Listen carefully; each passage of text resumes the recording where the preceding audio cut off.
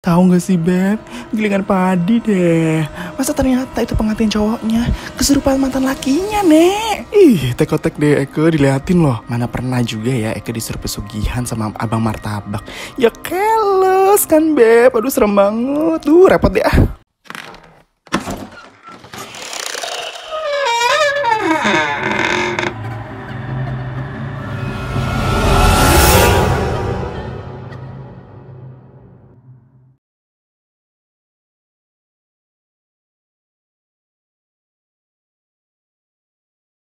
Hai gengs, tinggal kurang lebih 2 minggu lagi ya kita mau lebaran. Nah biasanya kalau di keluarga kalian, hilal-hilal momen lebaran nih, itu bisa dilihat dari apa sih? Kalau di rumah gua mah, itu udah kelihatan tuh. Berjajar kue lebaran gitu yang wajib disusun. Harus ada di meja. Tapi emang masih pada diselotipin. Yang kalau kita mau buka, tangan langsung ditepok gitu sama mak kita. Heran itu kue emang buat pajangan doang apa bagaimana sih? Nah kalian udah nyetok belum kue lebaran? Nah kalau gua tiap tahunnya, selalu langganannya tuh beli di GNC Cookies. Rasanya juga enak semua. Butternya nggak main-main, gengs. Pokoknya kualitas premium. Nih, gue juga udah nyetok beberapa varian yang emang best seller banget dari GNC Cookies. Pastinya nastar, kastengel, putri salju, lidah kucing mah itu kudu wajib ya. Tapi selain itu banyak banget varian yang dijual sama GNC Cookies ini. Ini kita coba buka ya yang lidah kucing keju spesial. Nah, gua rasa nih, ownernya GNC Cookies tuh bukan tipe-tipe owner jahanam nih. Soalnya, selotipnya gampang banget ditemuin. Jadi nggak nyusahin hidup orang begitu nih.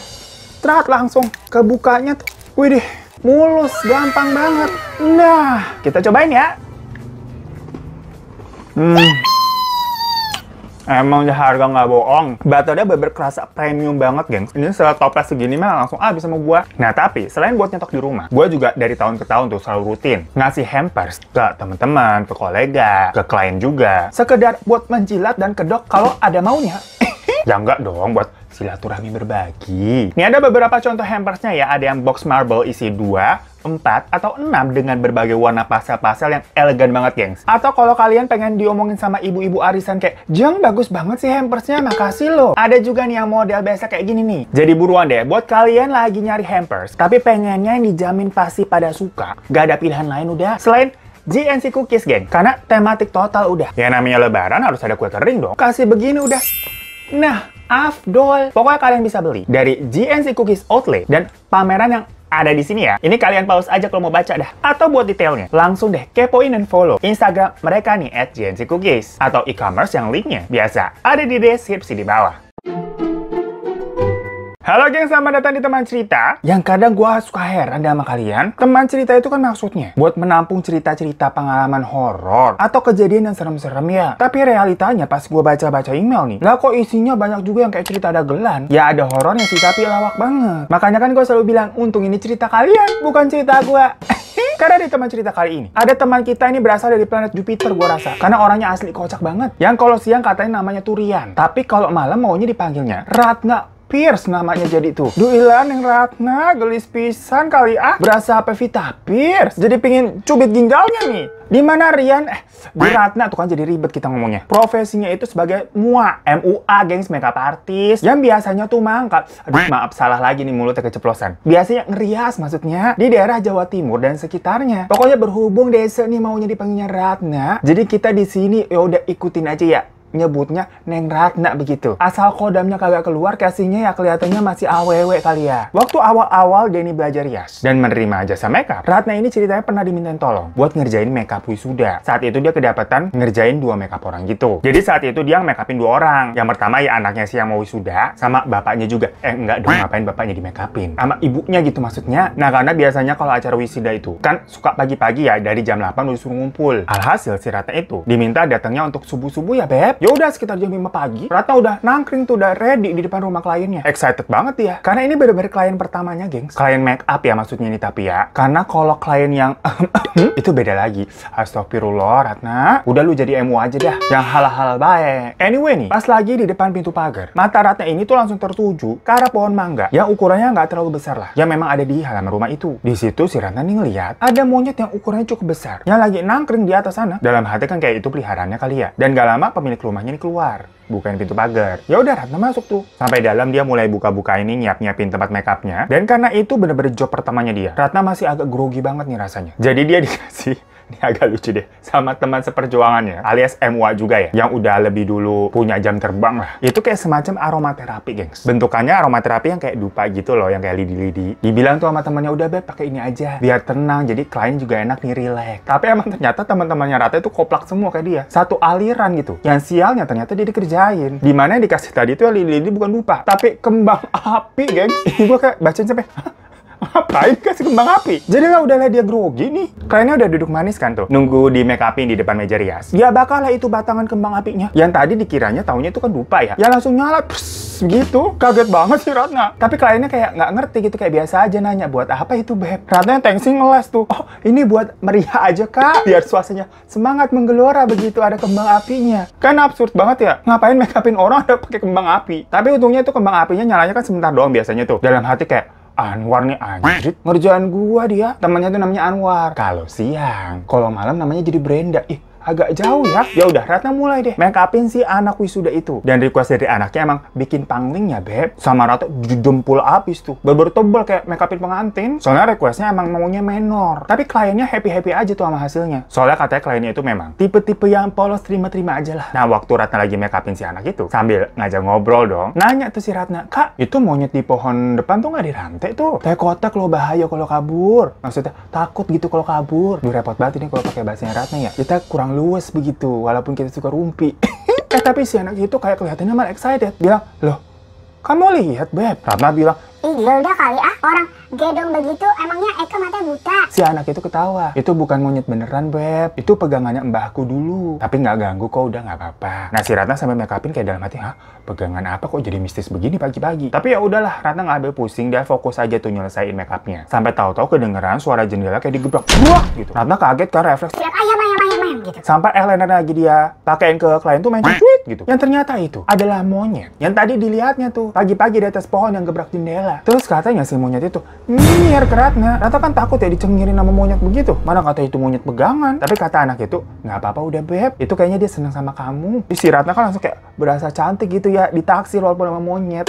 Sampai selesai Ratna make upin itu anak. Monyetnya nangkring aja di jendela situ tuh. Ngeliatin terus. Yang membuat Ratna nih kayak make upinnya kayak grogi kan diliatin. Walaupun lagi-lagi diliatinnya sama monyet. Akhirnya setelah selesai giliran sang ibu yang di make up. Di situ sama tuh obrolannya. Ibunya kayak kaget loh. Kamu bisa ngeliat monyet itu? Kamu punya ilmu ya Ratna? Ratna bilang, ya enggak lah Bu. Saya ilmu apa sih? Kalau ngilmu mas sekalian saya mau pakai susuk aja. Biar abang-abang ojek pengkolan depan tuh kalau saya lewat pada kesemsem semuanya. Tapi kan maksudnya Ratna bilang begitu bercanda doang ya. Namun si ibunya tuh malah bilang, kamu mau pakai susuk? Di keluarga saya ada yang bisa pasangin kalau kamu mau. Tapi memang kalau pakai susuk tuh ada syaratnya dan lumayan repot. Jadi si ibu itu ngomong enteng banget, gengs. Cuma di situ Ratna kayak, nanti dulu deh Bu, saya belum siap buat famous. Semenjak hari itu, si anak ini sama ibunya jadi langganan makeup tuh sama Ratna. Cocok mereka sama hasilnya. Kayak pernah 5 kalian lebih lah. Ratna dipanggil buat acara-acara. Dan setiap ke rumahnya, itu monyet selalu ngeliatin si Ratna. Sambil nyengir-nyengir katanya. Waktu itu sama Ratna sempat mau difoto. Tapi pas dia lihat di layar HP, kagak ada, gengs. Alias nggak ketangkep kamera itu monyet. Nah, setelah beberapa lama dari kejadian tadi, Ratna nih jam terbangnya akhirnya kan makin lama. Itu makin banyak make upin orang. Pernah nih, Ratna tuh dapat job ngerias penyanyi lokal di daerahnya. Ya semacam kayak penyanyi keliling lah. Genrenya juga sesuai request, bisa dangdut, bisa keroncong, bisa pop. Ya semua-muaan dia. Bisa dibilang ini juga ya semacam biduan. Dan namanya biduan, walaupun ya nggak semua ya. Gosipnya tuh katanya setahu Ratna, banyak yang pakai susuk. Nah, kalau kata Ratna nih, biasanya kalau ada biduan yang pakai susuk, sebelum dia dandani nih, si biduannya itu udah full makeup duluan. Jadi mereka ini nggak mau dirias dari nol, geng. Ya alasannya macam-macam. Dibilang takut base bedaknya kagak cocok lah nanti kejerawatan lah, takut nggak sesuai sama karakternya lah. Ya ada aja gitu. Kita juga kurang paham. Yang jadinya si Ratna itu katanya cuman touch-up benerin doang sebetulnya. Ya lebih gampang sih. Di situ biasanya Ratna suka nanya, Mbak ada request atau pantangan yang nggak boleh dilakuin gak nih selama make up? Ya apa ada nggak boleh pakai gincu merah, nggak boleh pakai eyeshadow warna khusus warna hijau misalnya nggak boleh. Tapi waktu itu si biduannya bilang nggak ada Mbak, udah bebas aja. Ya udah langsung digas sama si Ratna. Pas lagi touch up nih, Ratna ngeliat nih alisnya biduannya agak kurang perfect nih, kurang simetris. Izinlah dia, say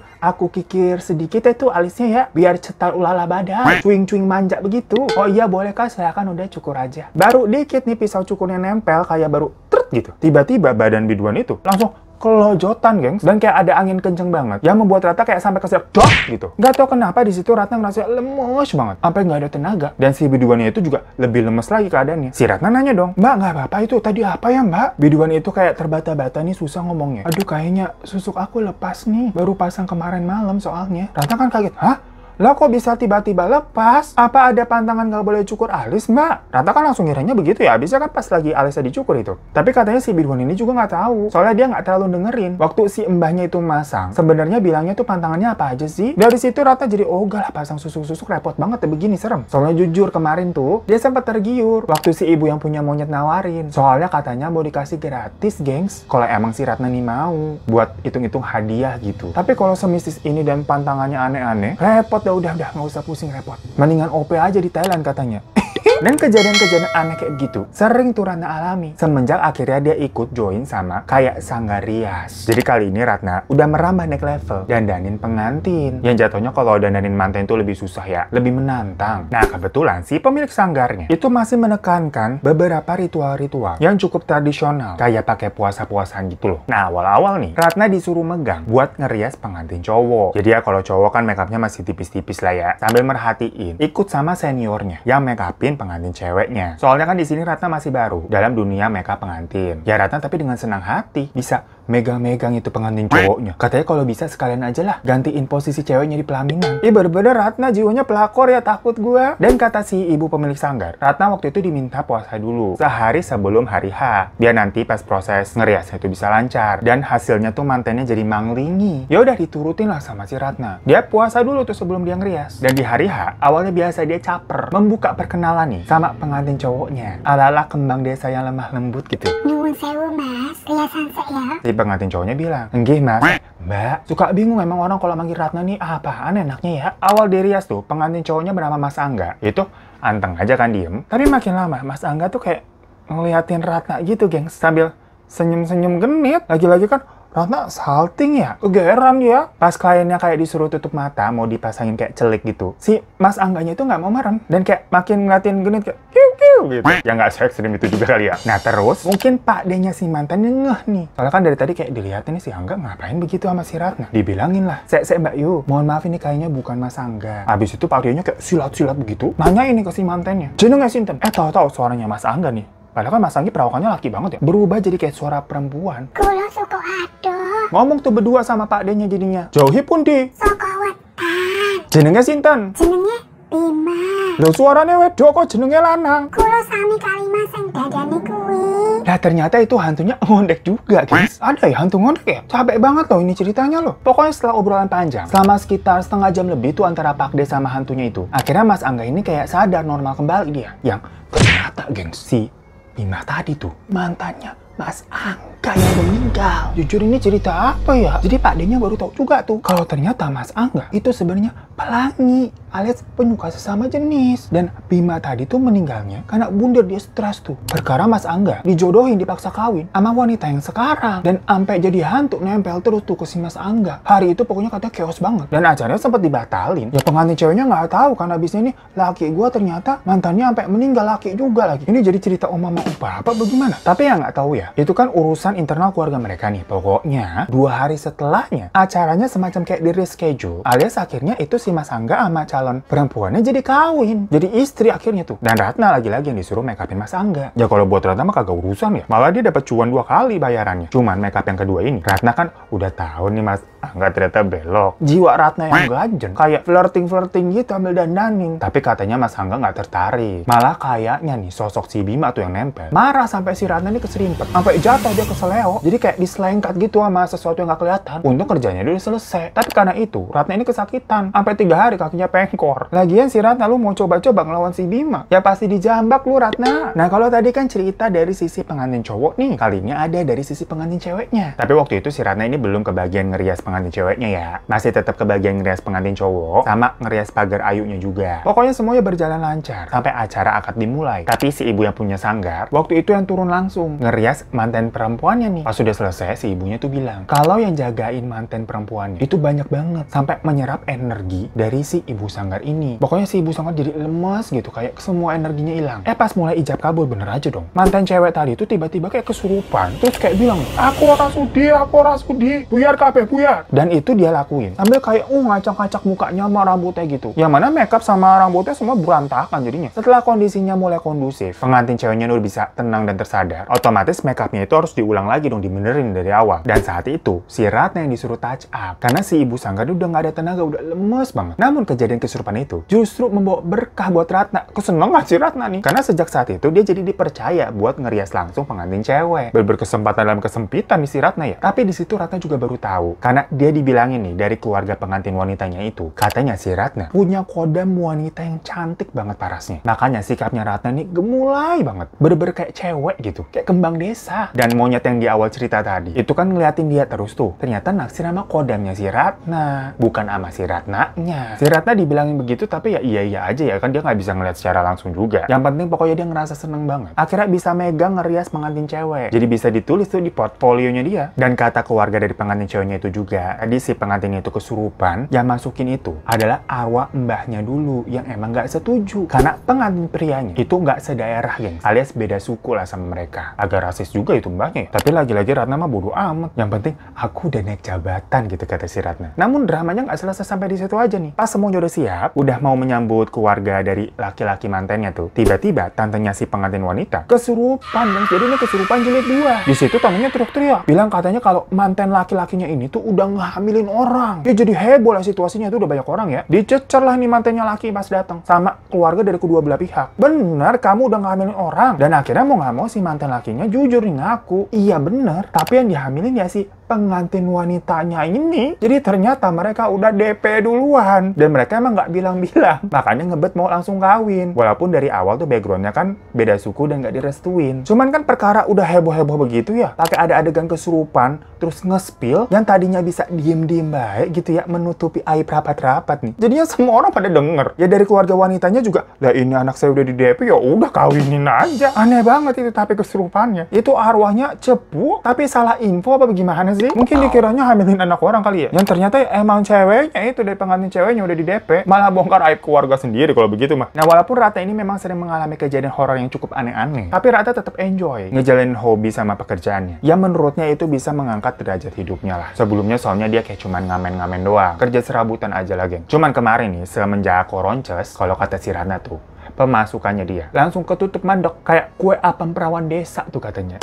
Perkara kan jadi sepi job ya selama pandemi. Nah semenjak itu Ratna iseng lah ternak cupang, dan hasilnya katanya lumayan. Emang hidupnya Ratna ini agak random ya, dari MUA jadi ternak cupang. Korelasinya tuh di mana? Tapi nggak apa-apa, yang penting halal. Nah cuman ternyata yang tadi dibilangin tuh katanya Ratna itu punya kodam yang cantik, itu beneran geng. Jadi pernah nih Ratna lagi jalan-jalan nyari cemilan, ketemulah dia sama abang-abang jualan martabak gitulah. Pas mesen nih, si abangnya nih mau ngomong tapi kayak mukanya ragu-ragu. Terus tapi akhirnya keucap juga, bilang kayak begini nih, Kak mau bantu saya nggak? Biar dagangan saya laris nih. Yang ngikut sama kakak kan soalnya ini cantik. Dikira si abangnya itu lagi ngodain Ratna. Lagi-lagi si Ratna kegeeran kayak, apa sih boy? Di situ ternyata abangnya minta beberapa helai rambutnya Ratna buat dimasukin ke adonan dagangannya tuh, adonan martabaknya. Ya Ratna langsung nolak, dia kabur takut. Jangan-jangan si abangnya ini emang kayak jualannya pakai yang aneh-aneh gitu, pesugihan apa gimana ya? Mendingan gua kagak makan deh. Daripada nyemilin begitu, mendingan nyemilin GNC cookies. Ya pastinya sehat, aman, dan halal.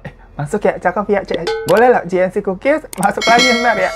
Cuma ya itu akhirnya, memang ada beberapa orang nih, nggak cuma abangnya itu doang, yang ngomong perihal tentang kodamnya Ratna yang katanya cantik. Ya kalau kalian yang anak indigo bisa lihat, mungkin kodamnya itu akan terlihatnya beneran cantik kali ya. Sampai kayak bilang, duh Masya Allah gitu kan kalau ngeliat yang bagus-bagus. Tapi sih kalau ngeliat mukanya Ratna, yang ada kita ngucapnya, Astagfirullah. Canda ya. So itu tadi cerita dari Ratna, yang makasih banyak ya Mas Ratna. Aduh, jeng Ratna. Nah, aduh, lu pupul dah. Semoga sekarang nih kan pandemi udah mau jadi endemi, udah mulai turun lah. Orang-orang juga udah pada musim kawin tuh. Kalau kawin mah yang banyak ya. Maksudnya musim nikah. Bedanya kawin sama nikah apa sih? Pokoknya semoga laris manis Tanjung Kimpul job make upnya lagi ya. Sayang itu skillnya nganggur udah beberapa tahun dah. Jadinya malah melihara cupang. Ya jangan kebablasan. Nanti mangkal lagi terus dicupang. Ya, thank you semua yang udah nonton. Maaf banget kalau ada salah-salah kata. Kalau kalian mau share-share cerita pengalaman horor kalian juga, langsung aja ke email di bawah ini ya. Sampai jumpa lagi di teman cerita selanjutnya.